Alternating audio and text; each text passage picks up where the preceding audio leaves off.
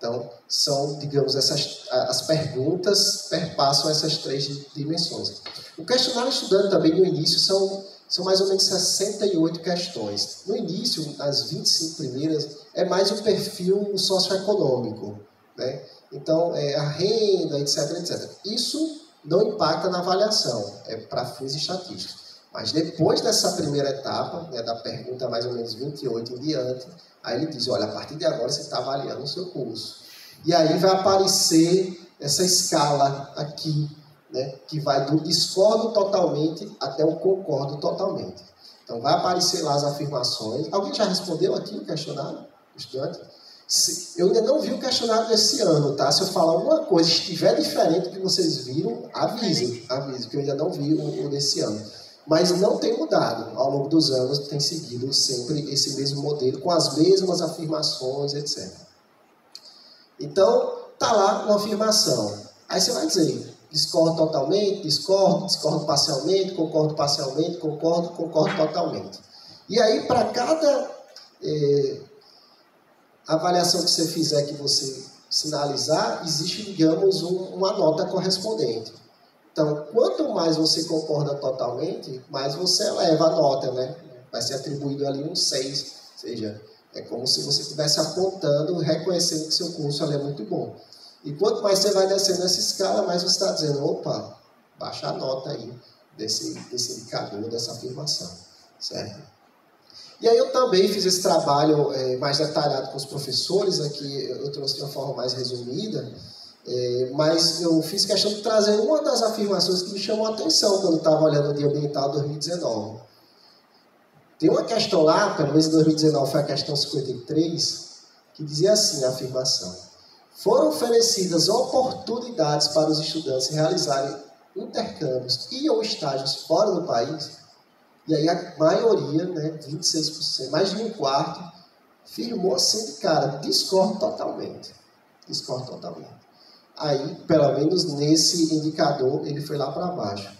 Mas aí eu fiquei me perguntando, como assim a UFRN tem uma secretária de Relações Institucionais, tem vários convênios e parcerias, né, não só com órgãos públicos, por exemplo, editais via CAPES, como é o caso do Braftec, que é específico, inclusive, para as engenharias. No CT temos vários estudantes, inclusive, que foram para o Braftec, como também com instituições privadas, como o Santander Universidades. Tem muitos estudantes nossos que vão. E a universidade, inclusive, para aqueles estudantes que são prioritários, né, que se enquadram na questão da vulnerabilidade, a universidade, inclusive, dá ajuda de custo para tirar o visto, enfim, questão do passaporte e toda a documentação. Então, existem vários políticos para esse sentido. E aí, quando eu vi aquilo ali, eu fiquei um pouco, de fato, assustado, porque eu acho que é muito mais por não conhecer, ou ainda interpretação equivocada da afirmação. Veja que a afirmação não está perguntando se você fez intercâmbio fora do país. Ele está perguntando apenas se na instituição existem oportunidades. Eu posso até não ter ido, mas de fato tem na instituição. Às vezes até conheço alguém que foi, né? Então, eu não posso, pelo menos eu estou falando assim, óbvio, porque eu conheço a estrutura, mas eu não conseguiria discordar, por exemplo, dessa afirmação. Coincidentemente sobre esse assunto, a gente, lá no NISE, a gente está com uma série de postagens chamada Viva Seu Curso. E que a gente quer exatamente dar visibilidade para as várias oportunidades que o estudante da UFRN, e mais especificamente do CT, tem. Coincidentemente, o nosso último episódio, que foi publicado, acho que terça-feira, não, quinta, ontem, antes de ontem, é exatamente sobre as oportunidades, né, de fazer intercâmbio estágio fora do país. E lá na nossa série, a gente não só mostra as várias oportunidades, como a gente traz o relato de estudantes que foram, ou que ainda estão. A gente trouxe o relato de 2 estudantes, uma de engenharia química e um de engenharia elétrica. Então, se já tiverem seguido aí no nosso Instagram, podem olhar essa postagem, vocês vão ver. E aí essa série já tem outros episódios também, e a gente vai continuar postando para que justamente o pessoal, né, se dê mais visibilidade a essas várias oportunidades que de fato nós temos aqui na UFRN. E no caso de ambiental, inclusive, tem um Summer School, né, que eu acho que é coordenado pelo professor Hélio, que tem parceria com instituições lá da Alemanha. Eu lembro que ano passado, inclusive, teve um evento que teve a participação remota dos professores lá da Alemanha, de Stuttgart, eu acho, se eu não estou enganado. Então, assim, não só para ambiental, mas para todos os cursos do CTI, da UFRN tem muitas oportunidades. Né? Enfim, tem várias outras questões, outras afirmações no questionário de estudante. E para todas elas, eu seria capaz de mostrar que existem oportunidades. Né, existem programas. Mas muitas vezes, ou a gente desconhece, ou a gente interpreta de forma errada a pergunta, né, como eu falei.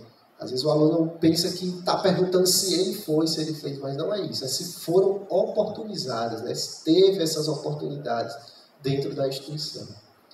Certo? Bem, lembram-se que no início eu falei dos sinais, que o sistema ele é todo integrado, são as 3 dimensões, instituição, curso e estudante.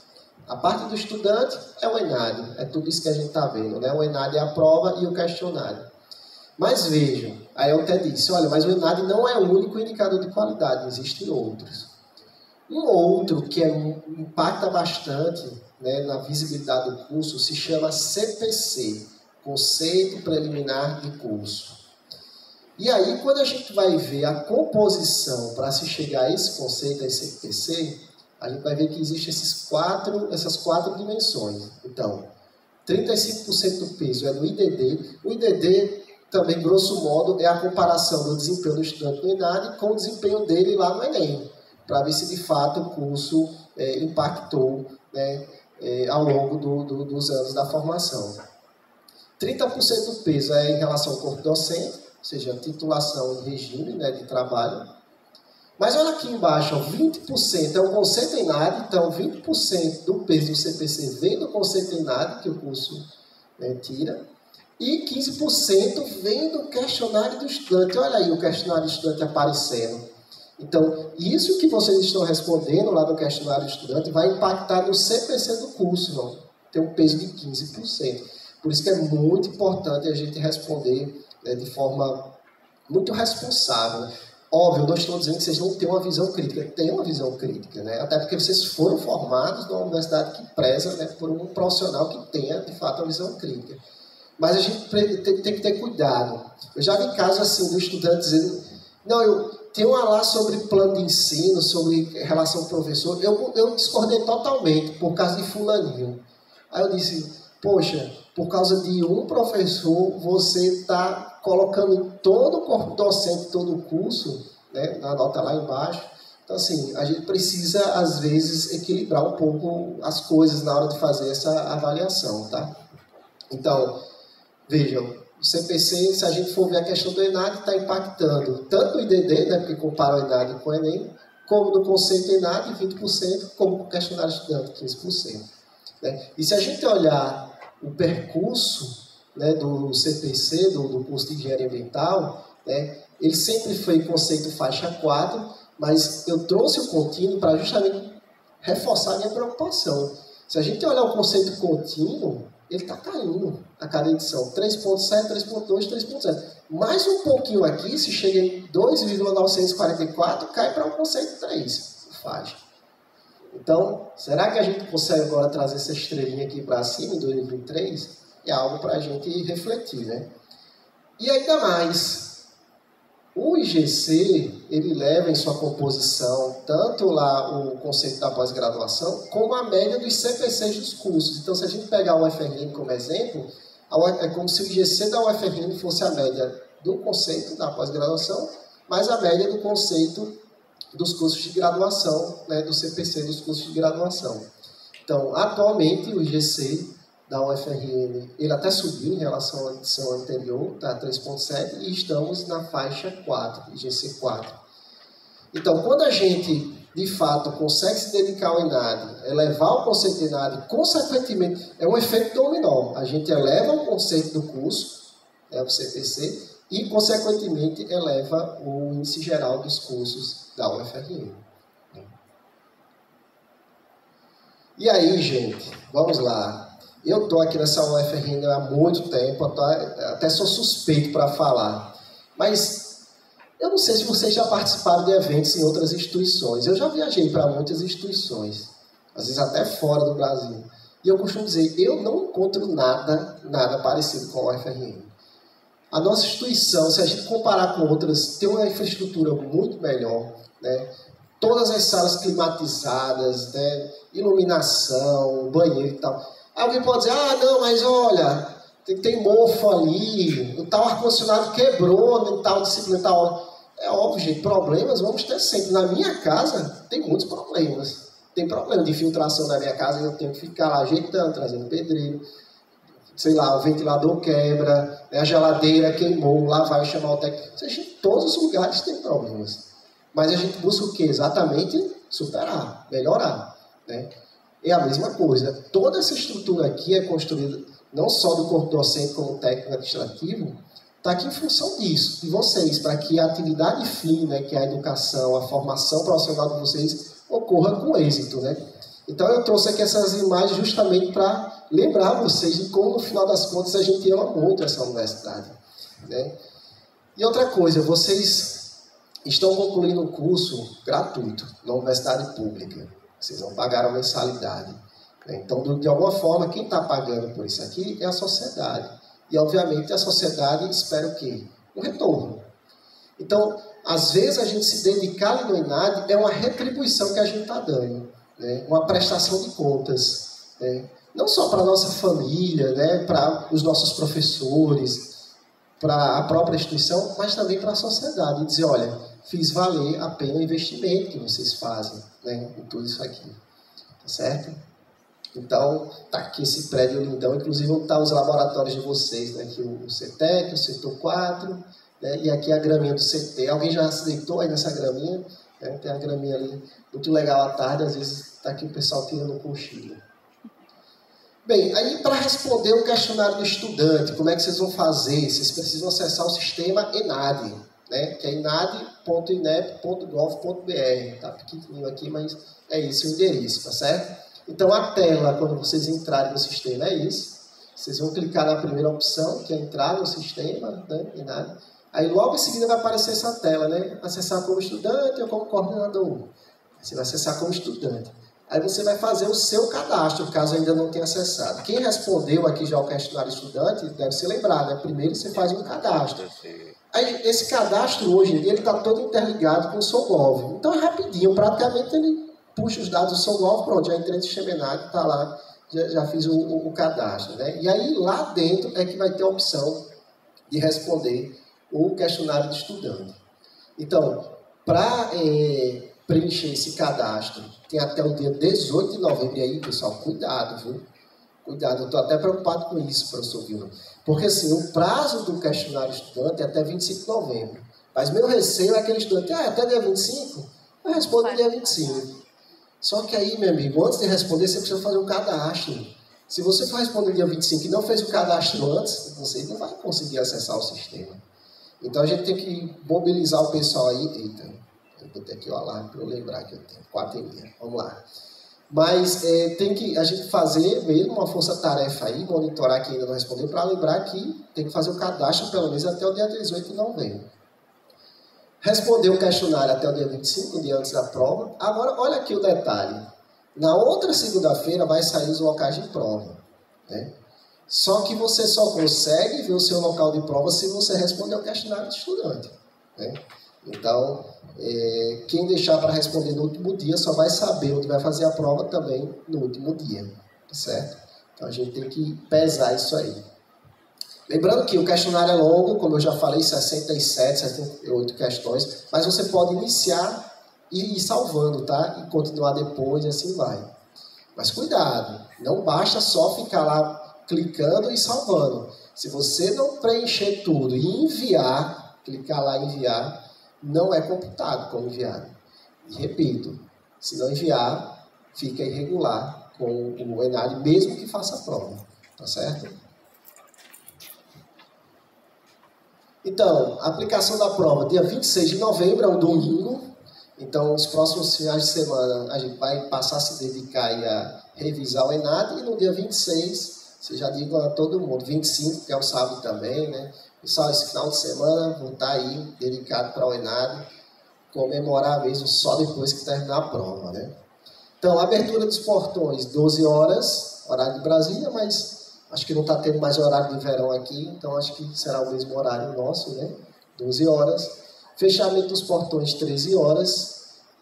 Início da prova, 13h30, então fica lá dentro da sala meia hora organizando material, né? Entregando as provas. Mas todo mundo começa junto às 13h30 e como são 4 horas de prova, término às 17h30. Eu vou ter assim em destaque o 13, porque é esse horário que eu quero que vocês não esqueçam, viu? É outra preocupação que eu tenho. A pessoa vê lá no edital, início da prova às 13h30, então 13h25 eu chego lá. Cuidado, os portões já vão ter fechado, você não vai conseguir fazer. Né?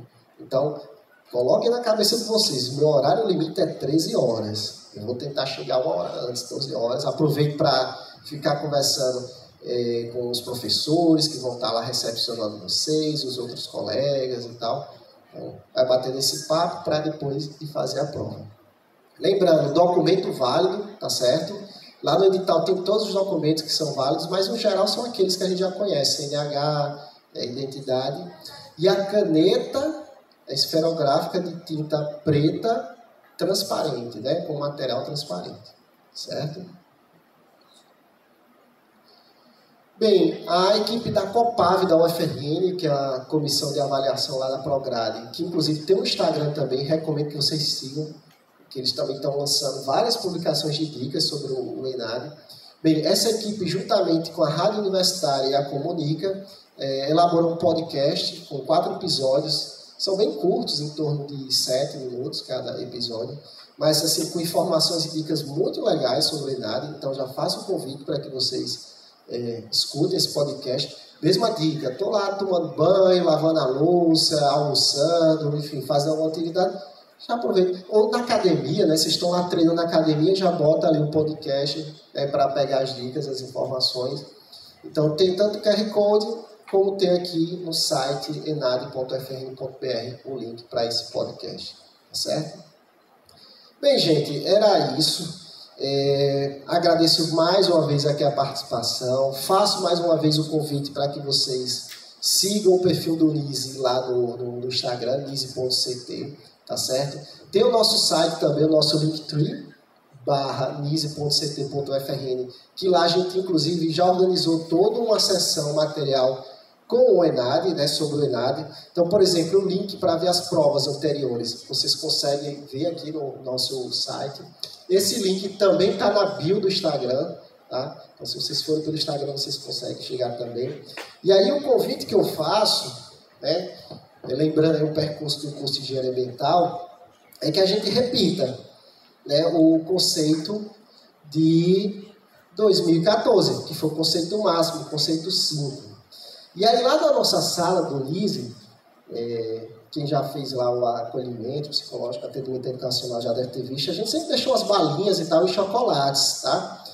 Geralmente o chocolate que a gente faz a potinha é o chocolate bis. Aí eu pensei, bem, vou levar todo o nosso estoque lá para o ambiental para fazer o seguinte trocadilho. Eu quero um bis de 2014, né? O conceito 5 de novo. Então tá aqui, eu trouxe uns. Aquela lista do pessoal do ENAD que assinou tá aí. Pronto, eu vou sortear aqui os 3 últimos que assinaram a lista, né? Porque foi o conceito 3, né, de 2019, o 4 de 2017 e o 5 de 2014, que é o que a gente vai repetir